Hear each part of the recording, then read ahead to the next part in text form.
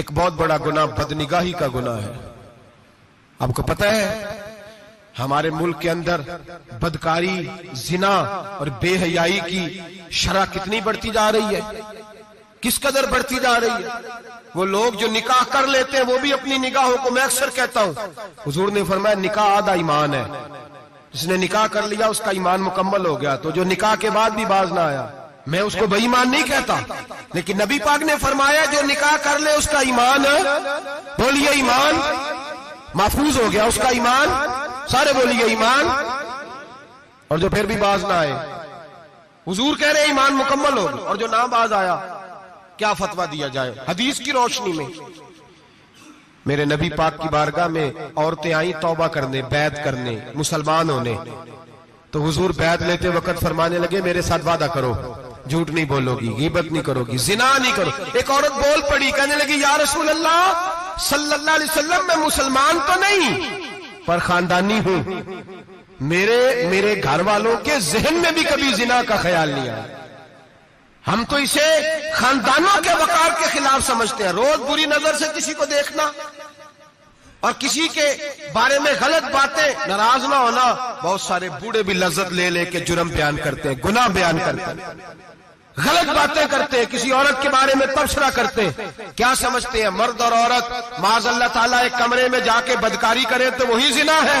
میری طرف دیکھیے اور جھانک کر کے سنیے کیا عرض کر رہا ہوں، ادھر دیکھیں میری طرف.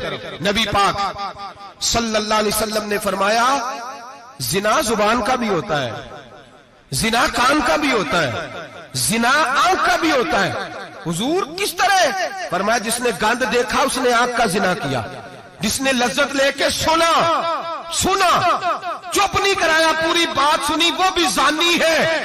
اور جس نے گندی بات بولی وہ منہ کا زانی ہے، جس نے گند سوچا وہ دماغ کا زانی ہے. اور زانی کو سب سے پہلی سزا اللہ یہ دیتا ہے کہ سجدے کی لذت چھین لیتا ہے، عبادت کا سرور چھین لیتا ہے، اس کا نماز میں دل نہیں لگتا. قرآن میں سب سے پہلی سزا اسے اللہ اپنے دروازے سے دور کر دیتا ہے. بھائیو آج ہمارے سجدے بے کیف ہیں، آج لوگ غلط جگہ پہ گھنٹوں بیٹھے رہتے ہیں. مسجدوں میں لوگوں کے دلوں کو گھبراہٹ ہوتی ہے، لوگ بھاگتے ہیں. میرے نبی پاک نے فرمایا تو نظر کو پاک کر لے، اللہ تیری عبادت میں لذت پیدا فرما دے گا. میرے بھائی یاد رکھ لیں اور سن لیں، سب سے کمزور آدمی وہ ہے جس کا ذہن پاک نہیں. سب سے کمزور آدمی وہ ہے جو کردار کا غلط ہے. ایک بات میں نے پڑھی، آپ یقین کریں میرا دل کرے کہ میں آگ لگا دوں اس عنوان کو جس پہ گندگی لکھی جاتی ہے، ان اخباروں کو، ان چیزوں کو جس پہ گند لوگوں کے دلوں میں. وہ انڈیا کی ایک وزیر اعظم عورت گزری تو کسی نے اس سے کہا کہ پاکستان نے تو تمہیں شکست دی ہے، تم جیت نہیں سکے بڑا ملک ہو کے. کہنے لگی کوئی بات نہیں، تھوڑا وقت ٹھہر جاؤ، ہم ان پر تہذیبی یلغار کریں گے، ان کے گھروں میں ننگا ناچ کریں گے، یہ گندی تصویریں دیکھیں گے، یہ گند میں الجھ جائیں گے. اور جو قوم گند میں الجھ جایا کرتی ہے وہ پھر کسی سے لڑنے کی طاقت نہیں رکھتی، اس کے اندر ڈٹ جانے کی ہمت نہیں ہوتی، اس کی غیرت کے جنازے نکل جاتے. دل کرتا ہے جل جائیں وہ جل جائیں جہاں سے برائی پھیلتی، تباہ ہو جائے وہ علاقے جہاں سے گند ہوتا ہے.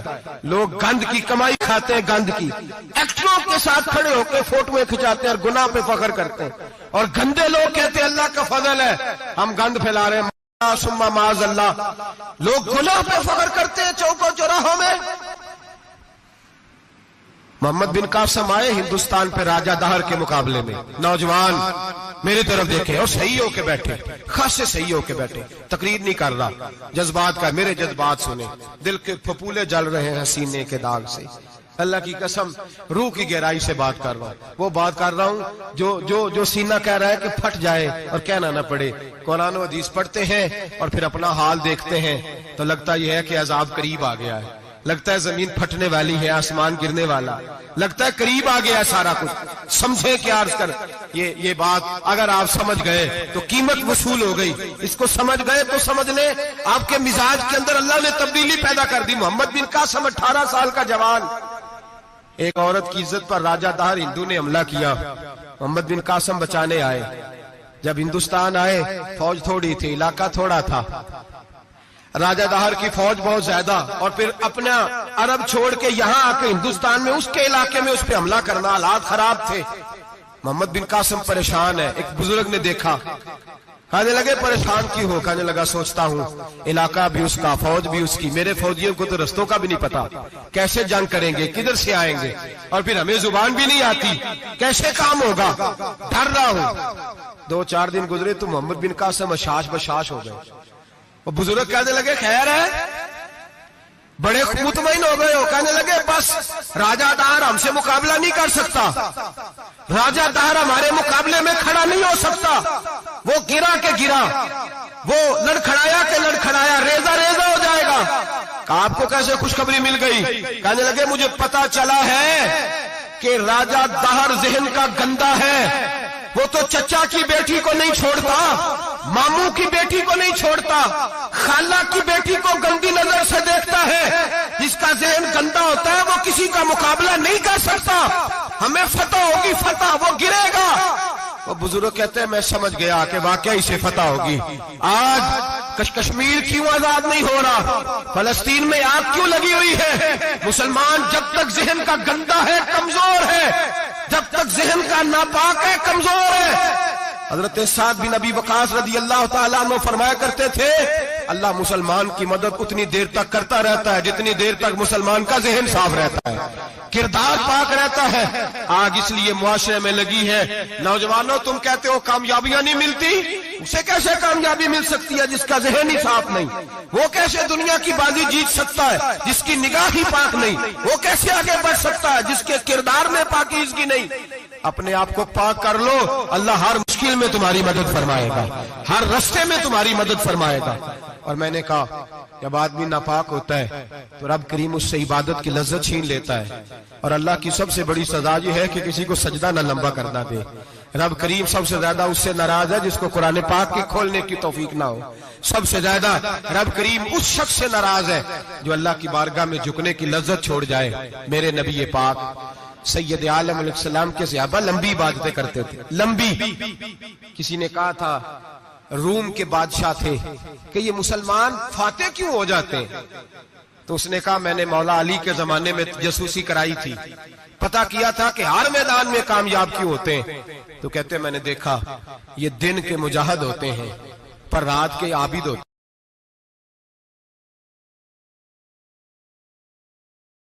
آج سب سے زیادہ جو گناہ ہمارے سماج میں عام ہو رہا ہے وہ دو ہے، ایک نشہ اور ایک زنا۔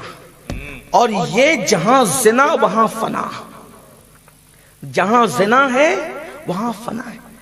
بیماریاں جو پھیل رہی ہے زنا کی وجہ سے، ایک اگر زنا ہو، ایک زنا کی نحوست سے 70,000 آدمی بیمار پڑ سکتے ہیں۔ جہاں لمحہ زنا ہو رہا، لمحہ اور جو زنا سے بچ جائے، سن لے اچھی طرح، زنا سے بچنا تو بہت بڑی بات ہے۔ امام المتکلمین امام علامہ نقی علی خان اپنی کتاب تفسیر علم نشرہ میں لکھتے ہیں صرف خوبصورت عورت جا رہی ہو، توجہ کر، کوئی خوبصورت حسین لڑکی جا رہی ہو اور اس کا حسن آپ کو دعوت نظارہ دے رہا ہو، اور آپ نے یہ سوچا کہ اللہ دیکھ رہا ہے اور اللہ دیکھ رہا ہے، اس تصور سے آپ نے اس کے حسن کو نہیں دیکھا، نظریں جھکا لی، تو اللہ کے رسول فرماتے ہیں اسی وقت اللہ اس کو جنت نعیم کے اندر بے حساب داخل کرنے کا وعدہ فرما لیتا ہے۔ جنت النعیم بے حساب اس کو دی جاتی ہے جو کسی عورت کو صرف اس نیت سے نہیں دیکھتا کہ اللہ مجھے دیکھ رہا ہے۔ جب عورت کو دیکھنے سے بچنے پر بے حساب جنت نعیم ملتی ہو تو جو زنا سے بچے، زنا اس کو کی طرف اس کو بلایا جائے، پاپ کی طرف اس کو بلایا جائے، اللہ اس کو کیا مقام عطا فرمائے گا۔ آئیے اس سلسلے میں ایک بہت خوبصورت سا واقعہ یاد آ گیا، اپنے جوانوں کی نظر کرتا ہوں، یاد رکھنا ہم لوگ جس دور میں گزر رہے ہیں۔ یہ دور ایک اعتبار سے بہت اچھا بھی ہے اور ایک اعتبار سے یہ دور بڑا بھیانک بھی ہے۔ گناہ دروازے پر، کل تک ہمارے مفکرین کہتے تھے گناہ دروازے پہ دستک دے رہے، آج ہم اگر یہ کہیں تو ممکن نہیں ہوگا۔ کیوں؟ گناہ دروازے پہ اب دستک نہیں دے رہے، گناہ تو گھر میں گھس چکے ہیں، گناہ تو کچن روم میں گھس چکے ہیں، گناہ تو بیڈ روم میں گھس چکے ہیں۔ کیا کہیں کیا کہیں، یہ دستور زباں بندی ہے کیسا تیری محفل میں، یہاں تو بات کرنے کو ترستی ہے زباں میری۔ 16 17 سال کے لڑکے اور لڑکیاں آج کل اپنا سب کچھ گنوا آتے ہیں، اس کے بعد شادیوں کا سوچا جاتا ہے۔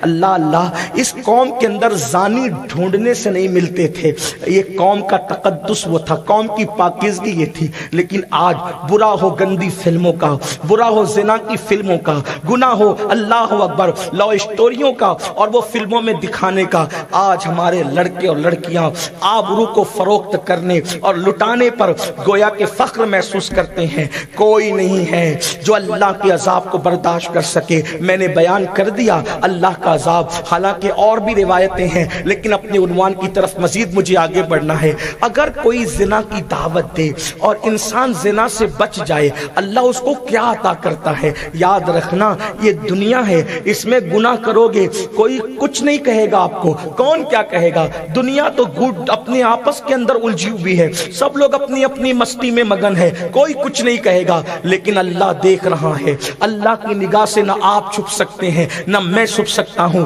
سفید کپڑے پہن کر، قیمتی کپڑے پہن کر، چہرے کو کاسمیٹک آئٹم سے چمکا کر ہم کبھی اللہ کی نظر میں معزز نہیں ہو سکتے۔ یاد رکھنا مخلوق کی نظر میں 100 کارڈ متقی بن کر کوئی عزت نہیں پا سکتا۔ اللہ سب کو دیکھ رہا ہے، تمہیں بھی دیکھ رہا ہے، وہ صرف دیکھ ہی نہیں رہا ہے، علیم بذات الصدور ہے، وہ تو دل کے جذبات کو بھی جانتا ہے، وہ تو دل کے خیالات کو بھی جانتا ہے، ذہن و دماغ کے وسوسات کو بھی جانتا ہے۔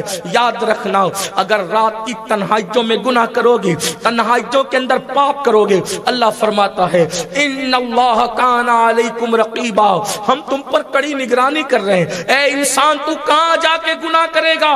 ہوا معکم اینما کنتم، تم جہاں کہیں ہو اللہ تمہارے ساتھ ہے۔ لیکن آؤ جب یہ موڑ آ جائے، جب وہ وقت آ جائے کہ کوئی آپ کو زنا پہ اکسائے، کوئی آپ کو بدکاری پہ اکسائے، اتنا یاد رکھنا آخر موت ہے، موت۔ میں اپنی بہنوں کی بھی توجہ چاہتا ہوں، اپنی بہنوں سے بھی کہتا ہوں میری بہنوں، کوئی شادی کا لالچ دے کر، کوئی موبائل کا لالچ دے کر، کوئی پیار کی بات کر کے اگر تمہیں اپنے دام کے اندر گرفتار کرنا چاہے تو اس وقت یاد رکھنا اللہ